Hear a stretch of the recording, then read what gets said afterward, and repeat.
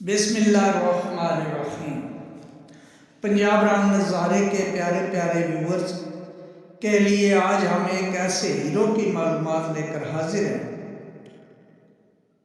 जिसे दुश्मन ने 8 पास चार्ली का खिताब दिया था। और आपको बताता चलूँ कि ये कोई 8 पास बंदे की दास्तान नहीं, बल्कि ऐसे पायलट की कहानी है जिसके नाम से भी कोई वाकिफ नहीं। पाक भारत जंग 1965 में शुरू हुई तो पाकिस्तान के 57 बी बमबार तैयारों के रात के अंधेरे में भारतीय अड्डों पर हमले शुरू हुए। बमबार तैयारे आमतौर पर बहुत भारी भरकम होते हैं और वो दुश्मन की तोपों और तैयारों से बचने के लिए ज्यादा फुर्ती नहीं दिखा पाते, इसलिए वो रात के अंधेरे में रेडार की निगाह से बचकर अपने अहदाफ को निशाना बनाते हैं। अब ये उस पायलट की फुर्ती है, तेजी है कि वो रेडार की निगाह से कैसे बचे, और उसकी कोशिश होती है कि एक ही हमले में तमाम बम गिराते हुए दुश्मन को होशियार होने से पहले ही भाग जाए। आपको बताता चलूं कि 20 तामन बमबार तैयारे 500 पाउंड के वजनी 8 बम लेकर जाते थे और इसी तरीका को फॉलो करते हुए एक ही हमले में 8 बम गिराते हुए आगे निकल जाते थे। लेकिन एक ऐसा पायलट भी था जिसने जंग की पहली रात भारत के आदमपुर एयरबेस पर 20 तामन के साथ अकेले हमला किया और यह पायलट कोई आम पायलट ना था। उसने बजाय 8 बम गिराने के तैयारे को गौता दिया और एक बम निशाने पर गिराया और आगे बढ़ गया। भारतीय समझे कि किसी फनी खराबी की वजह से बाकी बम नहीं गिरे, लेकिन भारतीयों की हैरानी काबिल-ए-दीद थी कि पायलट फुर्ती से वापस पलटा और उसी तरह गौता लगाकर दूसरा बम भी ठीक दूसरे निशाने पर फेंका और आगे निकल गया। अब भारतीय तोपों में फिजा में गोलों की बारिश कर दी,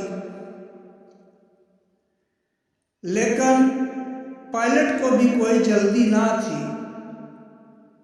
और ना ही उसे जान की परवाह थी।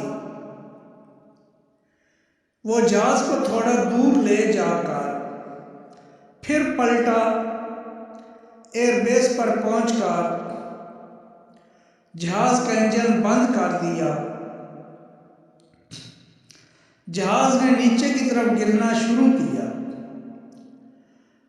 भारतीय समझे कि शायद जहाज में कोई फॉल्ट है और नीचे गिर रहा है, तो उन्होंने फायरिंग ना की बल्कि तमाशा देखने लग गए।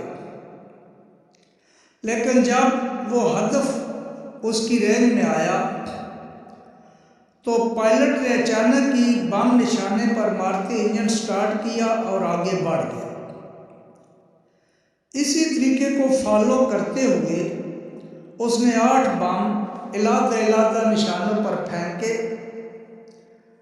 और भारतीय गनों के निशानों से बचकर चला गया।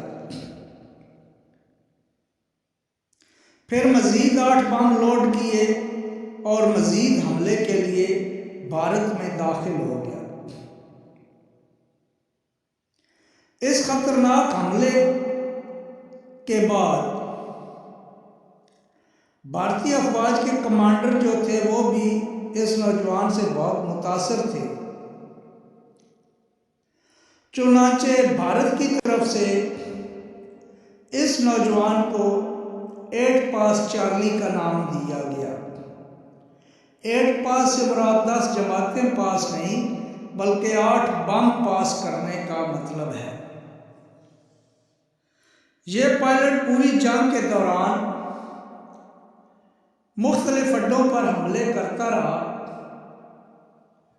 और पहले बम के साथ ही भारतीयों को खुला चैलेंज करता कि मैंने अभी 7 चक्कर और लगाने हैं, तुम में हिम्मत है या तुमसे जो कुछ हो सकता है कर लो। इस पायलट की महारत की इंतहा थी कि कभी किसी त्यारा शिकन गन की गोली इसे छू भी ना पाई। एक भारतीय पायलट ने, जिसका नाम पैडी था, वो कहता है कि मैं 8 पास चार्ली को इज्जत की निगाह से देखता हूं,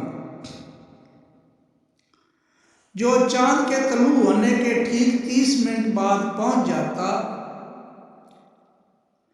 और पहला बम गिराकर बता जाता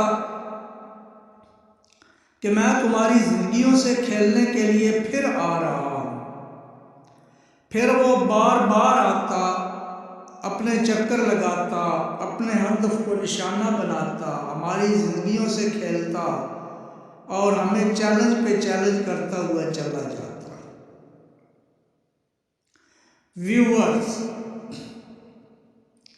दुश्मन की तरफ से 8 पास चार्ली का नाम पाने वाला ये गुमनाम पायलट कभी मंत्रियाम पर नहीं आया और इस बहादुर गुमनाम पायलट को कोई नहीं जानता। मैं बहैसियत मुसलमान और पाकिस्तानी होने के नाते 8 पास चार्ली के लिए अल्लाह तबारक व तआला के हुजूर दुआ गो हूँ कि अल्लाह ताला उसकी कब्र पर करोड़ा करोड़ रहमतें नाज़िल फरमाए और हम इस जैसे मज़ीद पाकिस्तानी फरजान अता फरमाए।